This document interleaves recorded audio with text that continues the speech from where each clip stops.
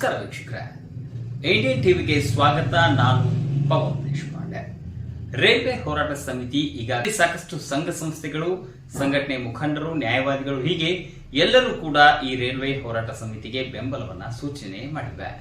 ಈ ಕುರಿತು ಒಂದು ವರದಿ ಇಲ್ಲಿದೆ ನೋಡಿ. ರಾಮೂರು ತಾಲೂಕಿನ ಆದರಣೀಯ ಎಲ್ಲ ಬಂಧು ಭಗಿನಿಗೆ ನನ್ನ ನಮಸ್ಕಾರಗಳು. ರಾಮೂರದಲ್ಲಿ ಲೋಕಾಪುರದಿಂದ ಸಿರಸಂಗಿ ಹಾಗೂ ಸವದತ್ತಿ ಯಲ್ಲಮ್ಮ ಮಾರ್ಗವಾಗಿ ಧಾರವಾಡಕ್ಕೆ ರೈಲು ಮಾರ್ಗವಾಗಬೇಕೆಂದು ಮಾಡುತ್ತಿರುವ ಹೋರಾಟಕ್ಕೆ ನನ್ನ ಸಂಪೂರ್ಣ ಬೆಂಬಲವನ್ನು ವ್ಯಕ್ತಪಡಿಸ್ತಾ ಇದ್ದೇನೆ.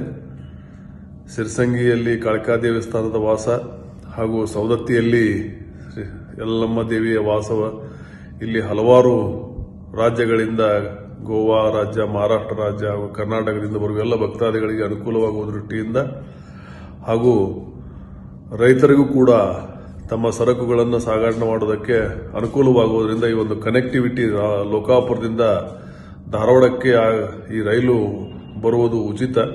ಆದ್ದರಿಂದ ಈ ಹೋರಾಟದಲ್ಲಿ ನಾನು ಕೂಡ ನನ್ನ ತುಂಬ ಹೃದಯದ ಸಹಮತವನ್ನು ವ್ಯಕ್ತಪಡಿಸ್ತೇನೆ ಮತ್ತು ನಾನು ತಮ್ಮೆಲ್ಲರೊಂದಿಗೆ ಇದ್ದೇನೆ ಅನ್ನುವಂಥ ಈ ಭರವಸೆಯನ್ನು ನಾನು ನಿಮ್ಗೆ ಕೊಡ್ತಾ ಇದ್ದೇನೆ.